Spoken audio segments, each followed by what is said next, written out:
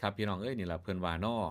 โบราณว่าไว้ครับผีอิหยังที่ว่าร้ายก็บ่ทอพิศพคนเพิ่นว่าเนาะพิศพไต้พิศพบนอ้างงับเอาแต่แนวเว้าเพิ่นว่าอันผีโพงผีเป่าผีตายโหงดอกตายห่าอันผีไห้ผีนาก็บ่มาจุนจันวิญญาณใดดอกรับบุญเพิ่นว่าเนาะผีที่พาให้บุญเที่ยวซับซ้อนนินทากันนั่นก็คือพิศพคนจอบแต่แนวสิมาเว้าเพิ่นว่าคันได้นั่งเว้าพื้นกันโบ้ยคักหลาย เป็นจังซั่นครับคนเฮาเนาะคันได้เว้าพื้นผู้นั้นได้เว้าพื้นผู้นี้นี่แม่นเพิ่นล่ะครับจะแม่นคักแม่นแหน่หลายว่าซั่นเด้นี่ล่ะครับพิศพโคนมันเป็นจังซี่เนาะว่ากันไป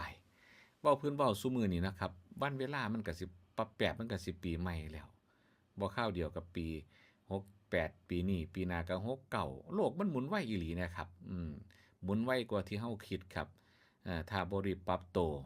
นะทุกคนก็เดือดร้อนกันแน่ครับคันสิเว้าแต่ก่อนเนาะโลกมันเปลี่ยนไปทุก10ปีในขณะที่โลกเปลี่ยนทุก1ปี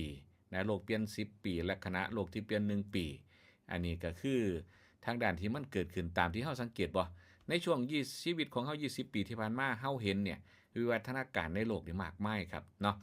สังเกตเบิ่งว่าเด็กน้อยนี่ครับยุคใหม่นี่จบป.ตรีนี่ครับปริญญาตรีขายของออนไลน์สร้างรายได้หลักล้านภายในบ่กี่เดือนแม่นบ่ผู้ที่จบป.โทนะครับจบมามีรายได้เดือนละ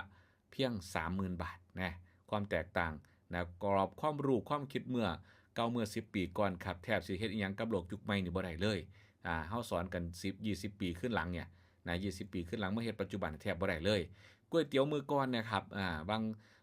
บาง30ปีขึ้นหลังนี่ครับถ้วยละ10บาทนี่ก็ว่าแพงแล้วเด้20ปีขึ้นหลัง30ปีเนาะทองคำนะครับถ้าเว้าถึง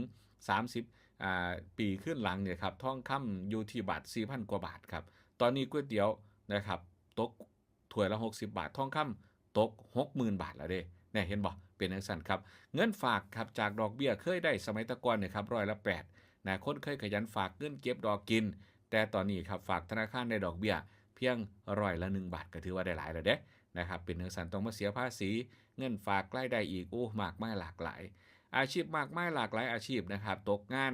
นับบ่ถ้วนแล้วครับซุมื้อนี้เนาะพนักงานแบงก์ถูกแทนที่ด้วยอินเทอร์เน็ตแบงกิงต้องมาเลาะหาขายประกันกันนะครับทางพนักงานแบงก์กับพนักงานขายประกันจักไผเป็นไผย่างสวนสารกันอยู่เนาะครับเพื่อสิปิดทางด้านยอดกันอยู่หั่นยอดเงินฝากต่างๆครับจากนั้นก็คือปิดสาขาแต่มันก็บ่แปลกครับธนาคารบางธนาคารนี่ทุกวันนี้โลกมันเปลี่ยนไปทุกคนมีรถยนต์นะครับที่จะขับรถมาธนาคารแต่ธนาคารไม่มีที่จอดรถให้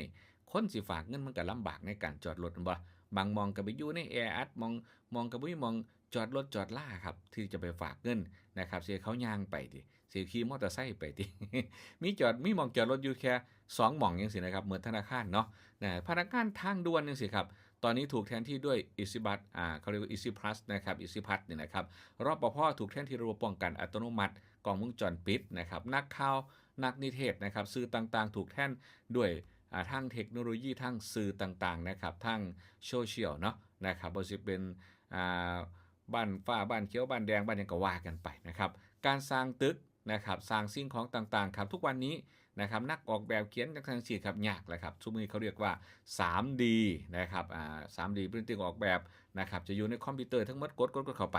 นะทุกวันนี้ความเปลี่ยนแปลงมันเปลี่ยนแปลงอย่างมากมายหลากหลายในยุคที่ทันสมัยเฮาต้องทันสมัยแทนที่นะครับทุกสิ่งทุกอย่างมันแตกต่างกันไปหมดนะครับทุกวันนี้ถ้าเราไม่ทันสมัยไม่แทนที่ก็ไปไม่รอดนั่นเองนะครับมันสิไปไสรอดบัดนี้ สิไปยามด่างบ่ เฮ้ยเนาะอย่าลืมครับยาสีแขวยาสีฟันก็ยังดูแลสุขภาพเหงือกปากฟันโดยยาสีฟันแอตราแซนนะครับแล้วก็ครีมบำรุงผิวหน้าแอตราแซนสูตรเซตสาหร่ายแดงคุณภาพจากบุญมาพันดวงไม่ต้องห่วงเชื่อถือได้ครับ